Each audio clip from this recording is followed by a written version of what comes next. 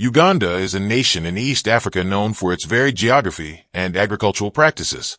Among its many crops, bananas play a central role in daily life and the national economy.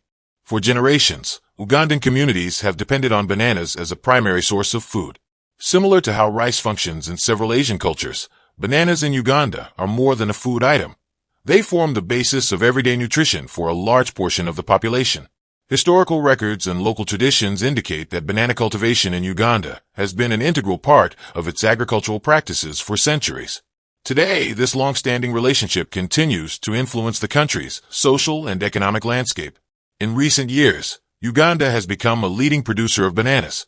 In 2023, the country produced approximately 10 million tons of bananas. This production level places Uganda at the top of banana-producing nations in Africa and as the world's second-largest producer, after India. Approximately 75% of the Ugandan population includes bananas as a primary component of their diet. The industry contributes about 28% of the nation's revenue, with exports generating significant income. These figures illustrate the quantitative importance of bananas in Uganda's economy.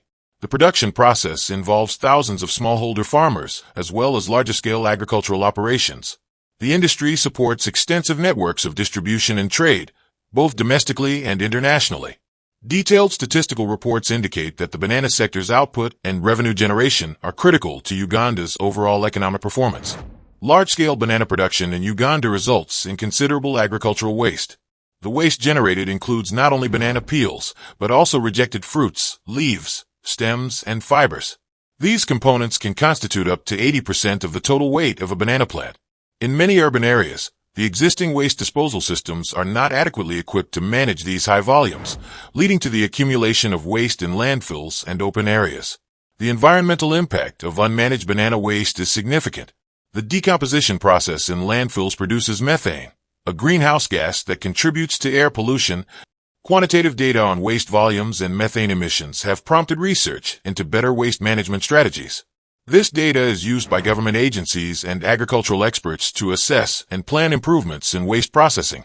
Efforts to address waste management challenges have led to the exploration of alternative uses for banana byproducts. One area of development involves composting. Farmers employ two main methods: anaerobic composting, which takes place in pits and produces biogas, and aerobic composting, which involves the controlled decomposition of waste in open piles. Both methods yield nutrient-rich compost that improves soil structure and supports further agricultural productivity. Another innovative use of banana waste is the processing of banana stems into fibers.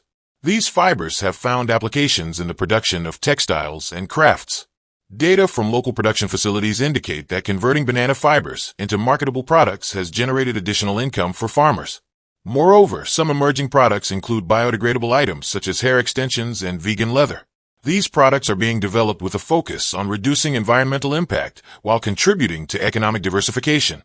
Recent economic reports show that Uganda's economy grew by 6.8% in the first half of 2022, with agriculture playing a significant role in this increase. The banana sector in particular is recognized for its contribution to economic growth. Efforts are underway to modernize the industry by mechanizing certain processes, although manual labor continues to be the primary method for most operations.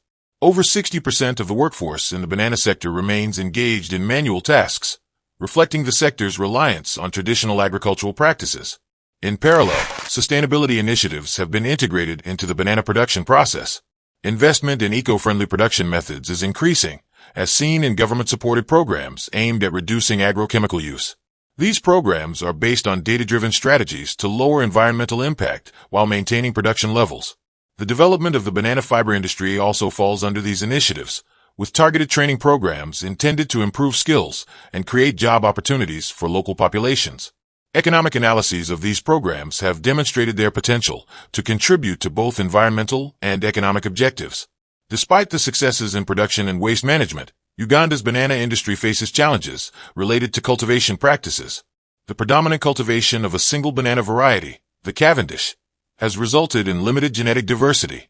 This monoculture approach increases the vulnerability of crops to diseases and pests. Studies indicate that reliance on agrochemicals, while effective in the short term, poses risks over the long term by potentially weakening plant health and increasing susceptibility to infestations. Scientific research in Uganda is now focused on developing genetically modified bananas that may offer enhanced resistance to diseases and improved nutritional content. This research involves collaboration between local scientists, government agencies, and international partners. Investment in these initiatives is seen as critical to maintaining stable production levels and ensuring food security. Future strategies are expected to incorporate a mix of genetic improvements and sustainable farming practices to achieve long-term stability in banana production. The development of Uganda's banana industry offers a range of perspectives. From an economic standpoint, the high production volume and significant contribution to national revenue underscore the importance of bananas as a staple crop. Detailed statistical analyses support the industry's role as a major contributor to agricultural exports and domestic food security. From an environmental perspective, the challenges related to waste management and agrochemical use are quantifiable and demand technical solutions. Environmental impact assessments have documented the levels of waste and the resulting methane emissions, providing a basis for improving current practices. Innovations in composting techniques and fiber processing represent measurable efforts to convert waste into resources. Looking forward, the future of Uganda's banana industry will depend on the continued application of objective, data-driven strategies. Future plans include the expansion of sustainable production methods, improved waste management systems, and the integration of scientific advances in crop genetics. Economic forecasts based on current production and export figures indicate that the banana industry will remain a key sector in Uganda's agricultural economy. The industry's evolution will be closely monitored through statistical indicators such as production volume, export revenue, and environmental impact measurements. Researchers and policymakers alike are utilizing these indicators to develop policies that promote efficient production and sustainable practices. As the global community increasingly focuses on food security and environmental conservation, the lessons learned from Uganda's banana industry are likely to be of interest on an international scale. In conclusion, Uganda's banana sector is characterized by high production volumes, significant economic contribution, and measurable environmental challenges.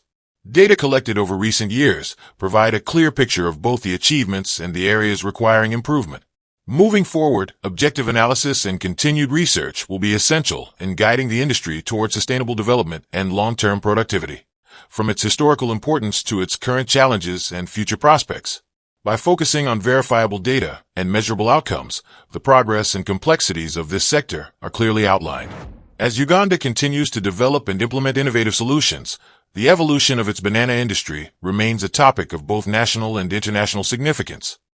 China's agricultural land is shrinking, and fast. That may come as a surprise for a country that's been turning deserts green, tree by tree, acre by acre. But while environmental restoration is a long game, degradation moves quickly. Between industrial development, booming cities, and widespread pollution, China is losing valuable farmland every year. By the end of 2019, China's total arable land measured just under 494,000 square miles. That's a big number on paper, but it's a 6% drop from just a decade earlier, in 2009. The causes are clear: relentless urban expansion, growing industrial demands, inefficient farming practices, and serious environmental degradation. But China's response to this agricultural crisis includes a rather unexpected ally: the crayfish. Yes, crayfish, those small freshwater crustaceans with snapping claws. It sounds strange, even absurd, but these little creatures are playing an outsized role in not just revitalizing farmland, but also in fighting poverty and transforming rural economies. Their journey from exotic novelty to agricultural powerhouse is one of the most fascinating stories in modern farming. The species making waves in China is Procambarus clarkii, commonly known as the red swamp crayfish. It's native to the southern United States, not East Asia. In fact, for most of China's history, crayfish weren't even part of the local ecosystem or cuisine. So how did they get there? The introduction of crayfish dates back to the Second Sino-Japanese War between 1937 and 1945. At the time, crayfish were kept as pets by some Japanese, and many were brought along during the occupation of parts of China. From there, they slowly made their way into China's rivers, lakes, and rice paddies, spreading quietly, unnoticed by most. For decades, they remained relatively obscure, but by the early 1990s, the story started to change. A culinary trend began to take hold. Crayfish dishes, often spicy, stewed, or soaked in wine, gained popularity in restaurants and street stalls across China. The public couldn't get enough.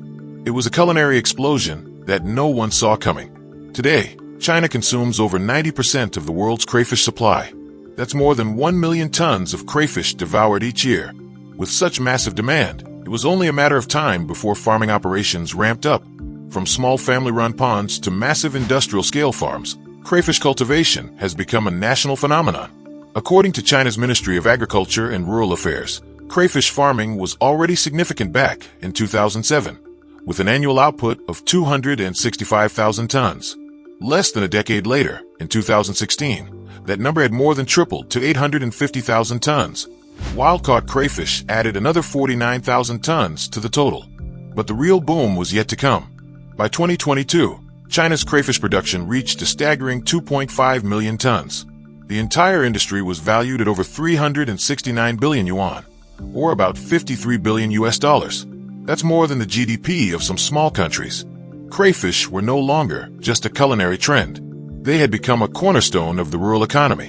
One standout example is Shui County, located in eastern China's Jiangsu province. Known as the crayfish capital of China, Shui has transformed its economy around these crustaceans. By 2025, the county had established 165,000 acres of eco-friendly crayfish farming zones. Over 210,000 residents, more than the population of Salt Lake City, work in crayfish-related industries. Even the crayfish themselves have evolved. Through selective breeding, local farmers developed a line of crayfish that grow larger and reach maturity faster than the original imports. This faster-growing strain can earn farmers an additional 500 yuan per mu, a Chinese land measurement equal to about 1/6 of an acre. It's a significant economic boost in rural areas, where incomes are often limited. In Hubei province, another crayfish stronghold, the city of Xinjiang proudly boasts a 49-foot-tall crayfish statue, the tallest in the world, officially listed in the Guinness Book of Records. The city has become a tourist destination, often called the Eco-City of Crayfish, with restaurants, educational tours, and scenic farming zones all built around the industry. At one processing plant alone in Xinjiang, 500 workers handle 80 tons of crayfish in just a 10-hour shift. Multiply that by the hundreds of facilities scattered across China, and it becomes clear.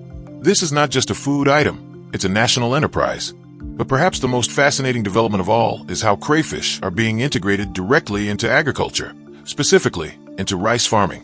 This method is known as integrated crayfish rice farming, and it's proving to be one of China's most promising sustainable farming innovations.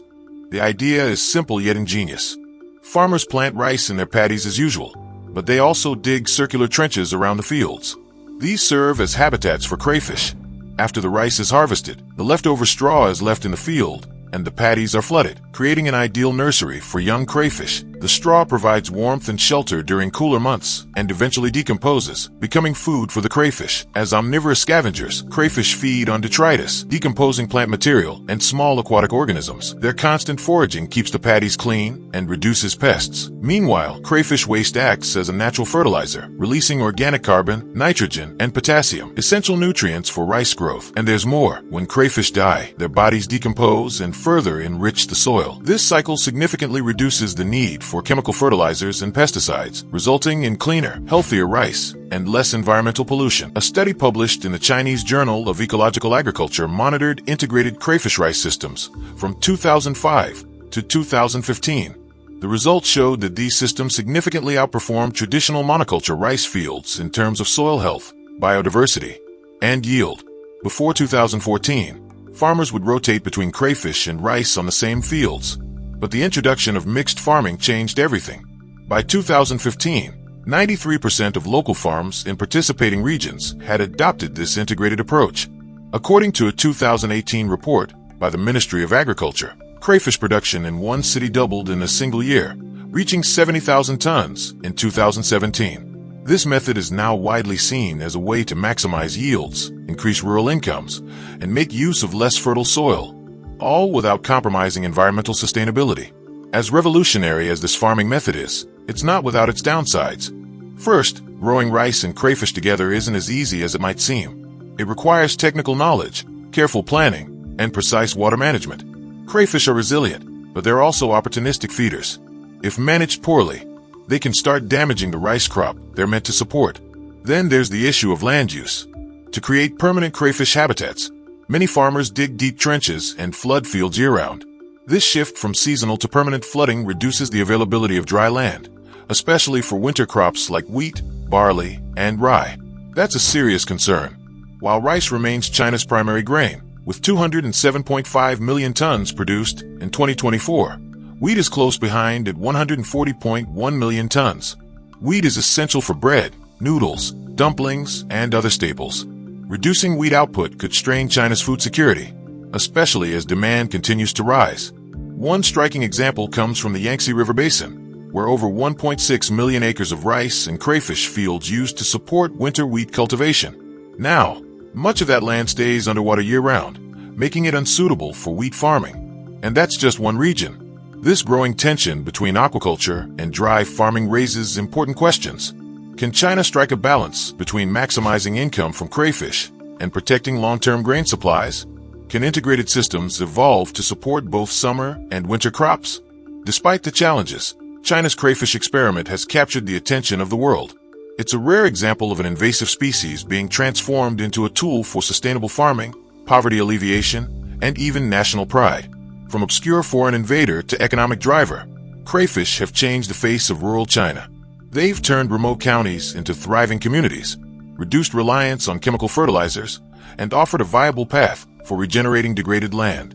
Throughout history, deserts have both challenged and inspired human progress. Along ancient trade routes, such as the Silk Road, caravans braved shifting sands to exchange goods, ideas, and culture. Even so, deserts remained a persistent threat, capable of swallowing entire cities and forcing populations to relocate in search of fertile land. In modern-day China, deserts still pose significant challenges, yet they have also become the focus of one of the most ambitious environmental transformations in recent history. Over the past few decades, China has undertaken large-scale projects to halt and even reverse the spread of its deserts. The Gobi and Taklamakan, once considered impenetrable and uncontrollable, have begun to shrink in certain areas due to reforestation programs and innovative water management. At the same time, China's rapid industrialization has placed unprecedented demands on resources like sand and water, sparking further concerns for sustainability. China's deserts comprise a significant portion of its northern and western territories. Historically, nomadic communities coexisted with these arid lands, adapting their lives to seasonal weather patterns. However, as the 20th century brought industrial expansion, pressures on the environment grew. By the 1970s, the Gobi Desert alone was encroaching southward at an alarming pace, threatening settlements and farmland. The Taklamakan Desert, famously nicknamed the Sea of Death, also expanded its dunes into once fertile margins. The Chinese government recognized the urgency of the problem in the late 1970s.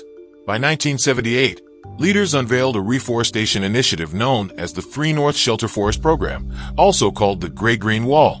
Influenced by smaller-scale afforestation projects worldwide, policymakers envisioned a vast belt of trees stretching across multiple provinces. The ultimate goal was straightforward: stabilize the shifting sands and protect towns and cities from devastating sandstorms. At the time, many experts questioned whether such a massive tree-planting venture could succeed in regions known for harsh climates and minimal rainfall. Yet the commitment was unwavering. Public and private entities joined forces, marshaling thousands of volunteers and professionals to begin planting tree saplings. Early phases faced difficulties due to low survival rates, harsh winters, and limited irrigation infrastructure. Nevertheless, each obstacle provided lessons, and by the 1990s, tree survival rates had begun to improve. From 1978 until the mid-2000s, the Three North Shelter Forest Program expanded steadily. According to government reports, around 193,000 square miles of land had been afforested by 2009. The program set a long-term horizon, with a target completion date of 2050, indicating the nation's emphasis on persistence and sustained effort. Data released in 2022 suggests a remarkable milestone. The Gobi Desert, once growing by an estimated 3,800 square miles annually in the 1980s, has begun to contract. Researchers calculate it is now shrinking by about 770 square miles per year, a shift often attributed to tree planting, irrigation management, and better land use regulations. Concurrently, the frequency of sandstorms has shown a measurable decrease, offering relief to regions within China as well as neighboring countries like Mongolia, North Korea, and South Korea. Local communities played a crucial role in these successes. Countless individual citizens, motivated by the prospect of safeguarding their homes, took part in planting and maintaining saplings. In one well-publicized example, a couple in Inner Mongolia reportedly spent 4 decades planting 74,000 acres of trees. Their dedication symbolizes a grassroots approach where ordinary people contribute to a monumental national objective.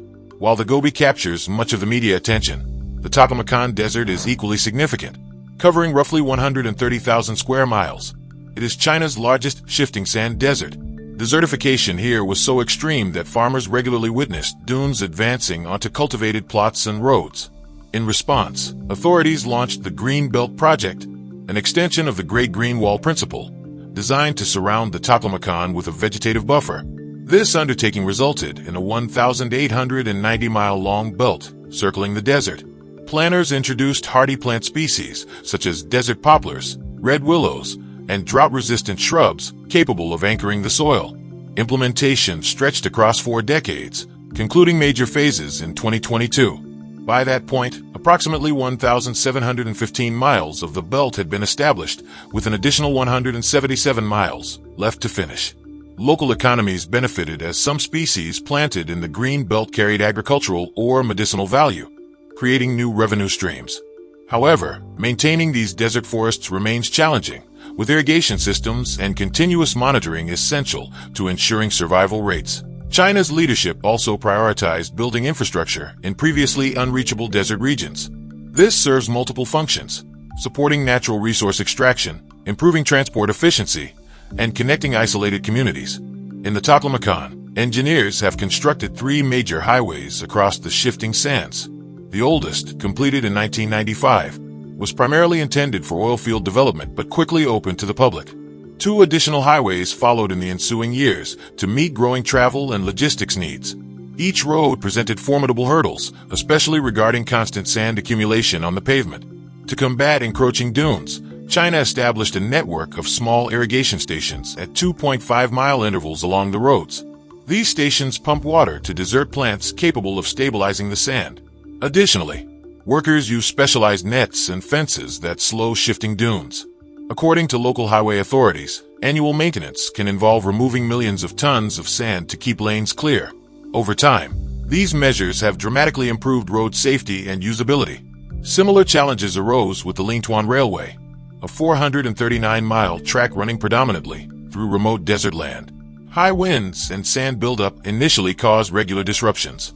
To mitigate these issues, rail officials introduced sand barriers, planted vegetation around the tracks, and set up 9 sand control centers for continuous monitoring. Within a year, an estimated 10,000 workers were mobilized and $500,000 spent on track maintenance and vegetation projects. These proactive strategies highlight China's determination to sustain functional transport networks in harsh environments. Alongside reforestation and infrastructure, China has invested in large-scale renewable energy projects in its deserts. Perhaps the most visually striking example is the solar thermal power station near Dunhuang in the Gobi Desert. Its 12,000 mirrors track the sun and reflect concentrated light onto a central tower filled with molten salt. The salt's heat generates steam that drives turbines, producing up to 100,000 kilowatts per hour, enough, by certain estimates, to power 1,100,000-watt light bulbs simultaneously. Solar thermal stations offer an advantage over standard photovoltaic arrays. The molten salt retains heat for hours after sunset, creating a more stable and continuous power supply. Official data suggests this Dunhuang plant can deliver about 390 million kilowatt-hours of electricity annually, displacing fossil fuels and reducing carbon emissions.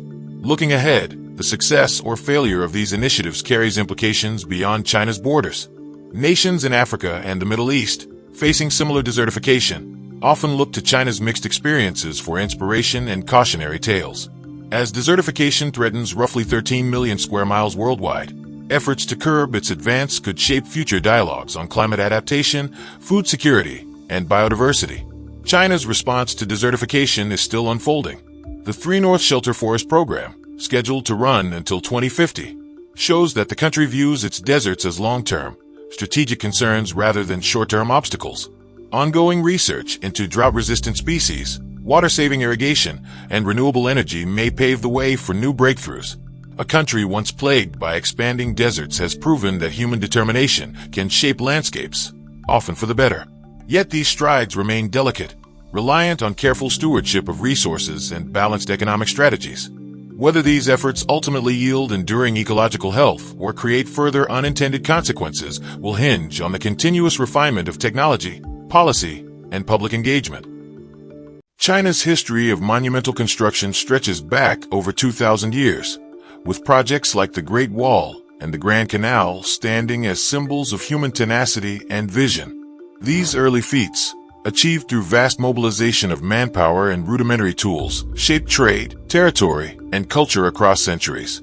Today, China's drive to build remains undiminished, yet it has evolved into a highly mechanized, technology-intensive endeavor, from coastal reclamation to high-speed railways spanning thousands of kilometers.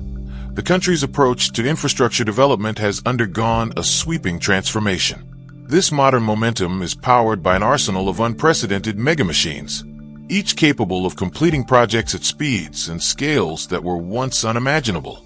In the late 20th century, a series of economic reforms paved the way for rapid industrial growth and an urgent demand for new infrastructure. Between 1980 and 2000, China's urban population nearly doubled, placing immense pressure on traditional building methods. In response, state-owned enterprises and private firms began investing in advanced construction equipment. By the mid-2000s, the country emerged as a leader in large-scale engineering projects, exemplified by landmarks such as the Three Gorges Dam, an undertaking that required sophisticated cranes, tunneling devices, and specialized vessels. These earlier achievements served as a catalyst, prompting further innovations in machinery that would eventually redefine global standards for construction speed and capacity. The Magic Island maker, Tianquan. A key milestone in coastal engineering emerged in 2017, when China unveiled the massive dredging vessel Tianquan, measuring 140 meters in length and nearly 28 meters in width. It stands among the most powerful dredgers in Asia, with the capacity to excavate and pump up to 6,000 cubic meters of seabed materials per hour. It can fill an Olympic-sized swimming pool in just 20 minutes. This continuous process of suction and deposition has been instrumental in reclaiming land for industrial zones and port expansions, as well as in island-building initiatives. While the technique raises concerns about coastal ecosystems, the vessel's efficiency has accelerated projects that once required years of painstaking labor. The SLJ 932 Iron Monster, revolutionizing bridge construction. Moving from seascapes to spans of concrete and steel, the SLJ 900/32 has become emblematic of China's rapid bridge-building capability.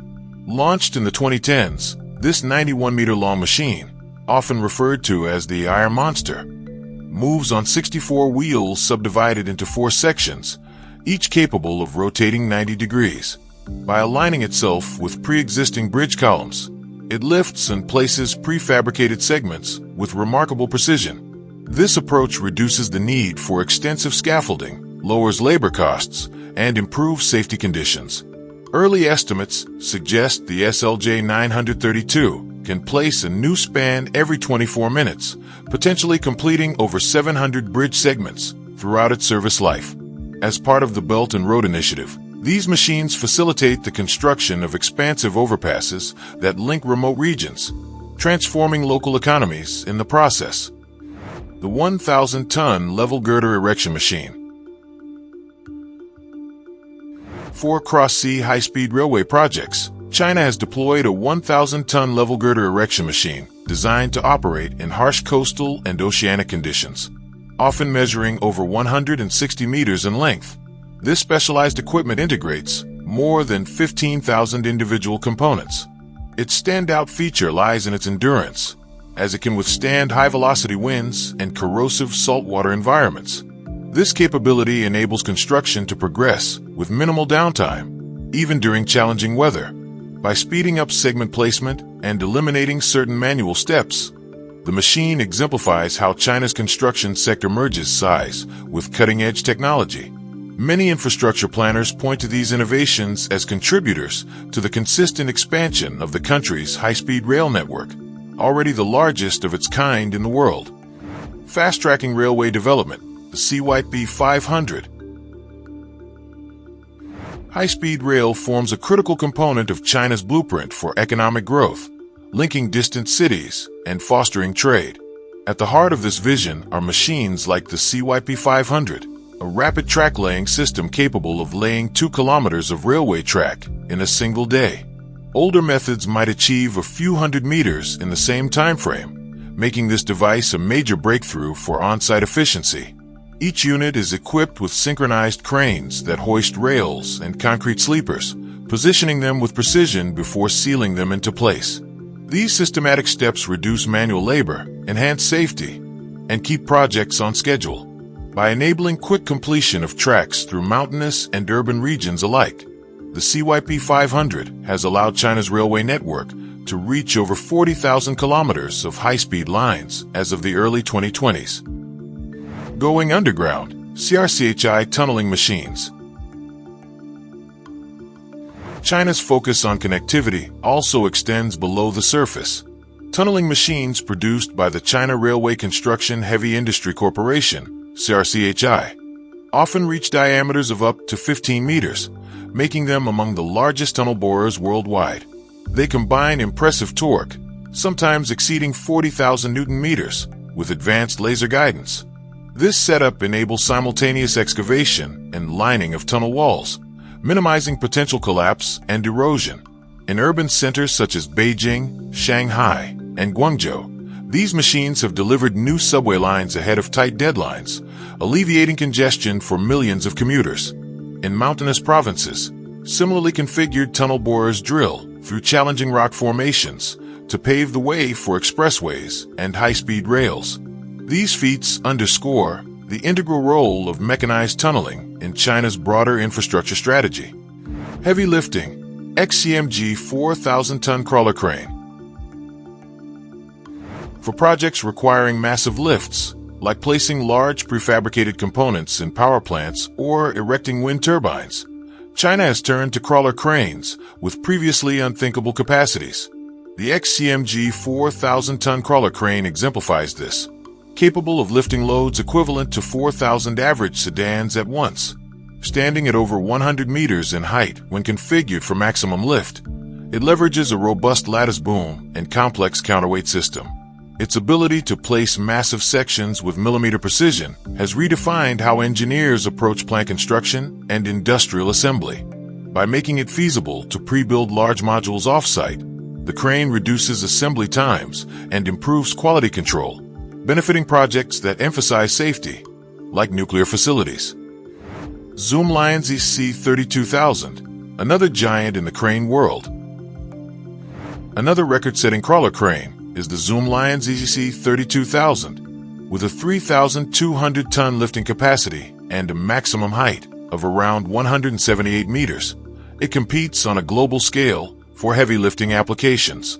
Equipped with modular design features, this crane can be swiftly assembled on-site, which is an important advantage for large-scale energy developments, such as wind farm installations and petrochemical expansions.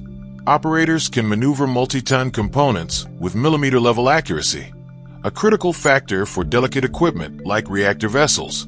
This precision also reduces the risk of workplace accidents.